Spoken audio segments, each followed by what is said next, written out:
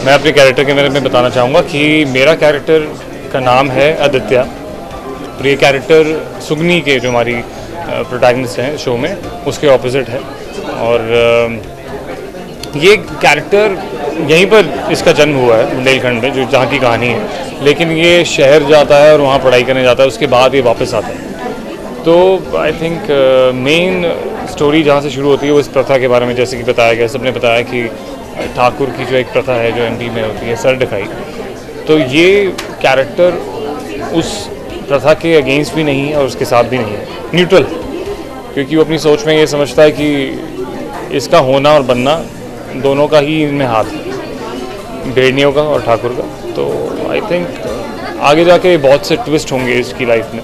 ये सिर्फ कोई रोमांटिक स्टोरी नहीं है इसकी तरफ से, सेवियर भी है, लेकिन कुछ मोटिव्स हैं इसकी लाइफ में जो इसके अपने रूल्स हैं एज अ राजपूत जो इंसान के अपने लाइफ में होंगे। और आई थिंक आदित्य अपनी फैमिली से बहुत प्यार करता है। अगर उसकी फैमिली के ऊपर कुछ होता है, मामा से बहुत प्यार करता है, तो अगर उसके मामा या किसी चीज़ में अगर उसको अपनी फैमिली को बचाना हो तो हम श्योर कि वो कुछ भी कर सकता है। नहीं, नर्वसनेस तो नहीं है नर्वसनेस तो मेरी शक्ल पे कहीं नहीं दिखेगी, लेकिन हाँ एक्साइटेड इस बात से ज़रूर हूँ कि जैसे जैसे मुझे उस कैरेक्टर के बारे में पता चलेगा कि अब क्या क्या होने वाला है, उस हिसाब से मुझ में एक्साइटमेंट बढ़ती है। इस कैरेक्टर को मैं पर्सनल लेवल पे रिलेट नहीं कर पाऊँगा क्योंकि शायद उस एरिया में मैं नहीं रहता, लेकिन हाँ एज अ ह्यूमैनिटेरियन ग्राउंड पर, एक इंसानियत की लेवल पर मैं ये ज़रूर कहना चाहूँगा कि हाँ किसी इंसान की ज़िंदगी में क्या बीतता है, कौन कैसे जीता है,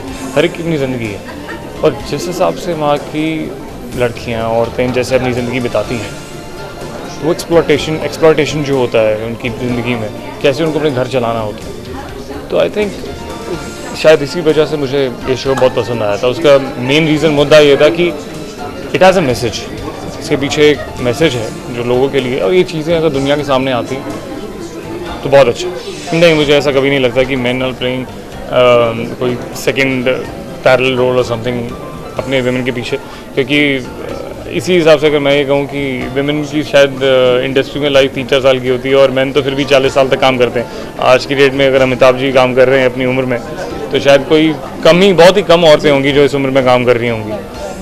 तो उसी तरीके के उल्टे तरीके से भी लिखा जा सकता है कि अगर देखा जाए तो I think as a male you can still work for a very long time, लेकिन ऐसा कुछ नहीं है। मैं ये मानता हूँ कि अगर आप अच्छा परफॉर्म करते हैं, आप अपना किरदार अच्छा निभाते हैं, तो शायद एक फिल्म या एक शो के अंदर भी अगर आपके ऊपर सीन कभी भी 4 सीन आते हों 10 में से, तो आई थिंक वो 4 सीन बहुत होते हैं दर्शक को ये बताने के लिए कि आप कितने उसमें इन्वॉल्व।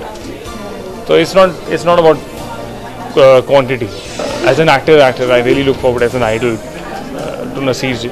मैं उनका बहुत बड़ा फ़ैन हमेशा से रहा हूँ, और I just love as an actor. मुझे सुपरस्टार या किसी स्टार के ऊपर मैं नहीं बिलीव करता, मैं एक्टर्स में बिलीव करता हूँ जिनकी परफॉर्मेंस बहुत फैबुलस है। तो मैं उनका हमेशा से फ़ैन रहा हूँ, बचपन से फ़ैन रहा हूँ। तो I think now I look forward to meet him sometime, and अगर किसी दिन उनसे अप्रिसिएशन मिले तो मैं तो सोचूंगा मेरी ज़िंदगी का मीनिंग पूरा हो।